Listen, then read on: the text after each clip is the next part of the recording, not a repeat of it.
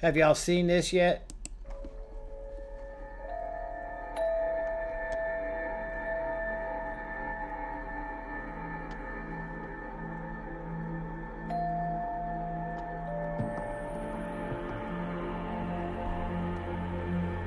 Look at him walking around. Look at the blood dripping from the knife. Walk around like it's nothing. Everybody just looks. Nobody's gonna do anything. Yeah, change his clothes. Nobody's gonna try and stop him. But then again, do you blame anybody from trying to stop him? We all know what happened to Daniel Penny, right? He stopped a crazy man from killing people, and he unfortunately died. Not even by Daniel Penny's actions. He just died, and they charged him with murder. Right? We know how this game's played, and it's sick. It's sick. It's sick. Poor young woman had her life taken. Ukrainian. She escaped from war-torn Ukraine and came here to die. Can you imagine? Wow, unbelievable. This is her here. And you see, these are some of this guy's mugshots. Look at this. Look at this. He is arrested for the same crimes over and over and over and over. Yep, you think Democrats cared about Ukraine? And yeah, until it involved their more favorite demography. A violent repeat offender who's been arrested 14 times and still roam free. 23-year-old Iryna Zarutska, I'm sorry if I pronounced that incorrectly, ran from the Ukraine war only to be butchered on a train in the United States of America. How sad. How just utter sad. And here we go. Meet Teresa Stokes. This is the judge that last released this criminal. She allowed DeCarlos Brown to remain out of custody prior to the Charlotte light rail stabbing case was Judge Teresa Stokes. A magistrate, Stokes' duties included conducting initial court hearings, setting conditions of release, and handling minor civil matters. Magistrates in North Carolina are not elected like superior or district court judges, but are appointed and work under the supervision of the chief district court judge, who in Mecklenburg County is Elizabeth Torsha, or Torsh, however you pronounce her name. Anyway, so far you've not heard anybody giving this young woman any type of compassion whatsoever, except for, of course, the best president that we've ever had. I just give my love and hope to the family of the young woman who was stabbed this morning or last night in Charlotte by a madman, a lunatic. Just got up and started. Madman. It's right on the tape. Not really watchable because it's so horrible, but just viciously stabbed. She's just sitting there. So they're evil people. We have to be able to handle that. If we don't handle that, we don't have a country.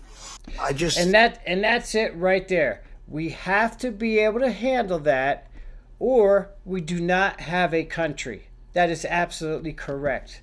100% correct, Donald Trump. Yeah. And what do the people in where she got taken out?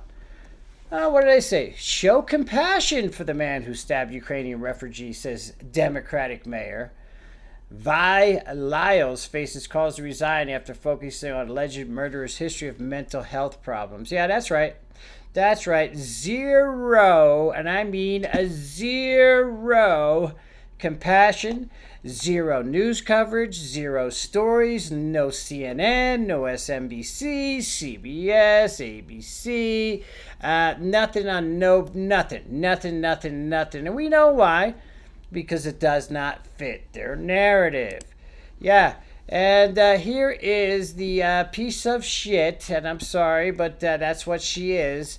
The mayor, Democrat mayor, Lyles refused to condemn the lunatic repeat offender who stabbed a Ukrainian woman to death on the train. But she suggests we should actually have compassion for him. Isn't that what got the lady killed, letting the criminal go? Yeah, that's exactly what got the lady killed. You're absolutely right with that. Yeah. This is what she had to say. She said the suspect appeared to have been struggling with mental health and suffered a crisis. Okay. She said Charlotte and transit systems are, by and large, safe. Yeah, always safe. But the incident highlights the need for stronger support systems. Support systems? No, it's called prison systems. We will never arrest our way out of issues such as homelessness and mental health. She says mental health, a disease is just that, a disease, like any other that needs to be treated with the same compassion, diligence, and commitment as cancer or heart disease. Oh, is that right? So this disease that entails you actually murdering people should be treated with compassion, like any other disease. Really? So how come there's a million people locked up in prisons right now because they had the disease called drug addiction, and you didn't like the type of drugs that they had, so you lock them up, even though they didn't do anything except use the drugs that you've outlawed. But this, yeah, you want to have compassion for this. You say you're never going to be able to arrest your way out of this? Wow, that's exactly how you fix this. You arrest these people and lock them up. You want to lock them up in a mental place? That's fine, but you take them off the street.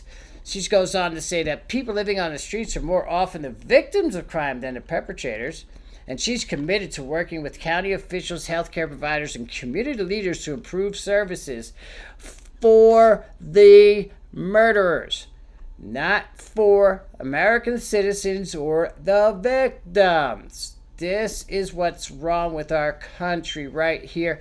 And of course, asking for donations. Wow. This guy pretty much sums it up. A Ukrainian woman was murdered by a homeless man, but some media isn't reporting it. And it's a pattern of being silent when the killer is black and the victim is white, and loud when it's the opposite. On August 22nd, Iryna Zarutska sat down on a bus in front of DeCarlos Brown. DeCarlos, for no apparent reason, stabbed her in the throat. This was cold-blooded murder. Iryna was a white, blonde, Ukrainian refugee who fled the war. DeCarlos is a black, homeless, 4-time felon who just left jail. I hate that I even need to mention their skin colors, but I do. Because if this had been a white man murdering a black woman, this would be nonstop national news. And yet, the New York Times... That's right. That's right. It would not matter that the white man was homeless and was suffering from mental issues. That statement over there by this stupid mayor, her right here, would have never been made. She would have been, oh, the tragedy. White man kills black woman on train. This is a racial hate crime. That's what it would have been, and we all know it. Yep. Took away this beautiful young Ukrainian woman just starting out in her life. What a sad, sad tragedy. And yep, remember this? Daniel Penny, the guy I was talking about right here, since he's white, this is the guy who was trying to kill people. He saved everybody's lives on the train. They all admitted it. They all thanked him for saving their lives. But since this guy passed away, he was charged with murder. In this instance, as you can see, those colors are reversed. So, therefore, no news coverage at all. Zero, zilch, nada. Yeah, disgusting. Let me know what y'all think about this down in the comments. Is it right that we should treat the murderers with the compassion and not the victims? Should we continue on with the victim shaming and reversing the roles where the perpetrators become the victims and the victims become the criminals, especially when it's certain skin color? Or should we start locking people up and throwing these violent offenders in prison where they belong? Y'all gotta let me know what you think about this in the comments below. It is insanity, and I'm pretty sure y'all know what side of the fence I'm on that. But anyway, don't forget to give this video some thumbs up, share it out far and wide. Don't forget to sub up to my channel so we continue to help Donald Trump make America great again. I'm looking forward to hearing from you in the comments below, and until next time, peace out, my fellow patriots. Peace out.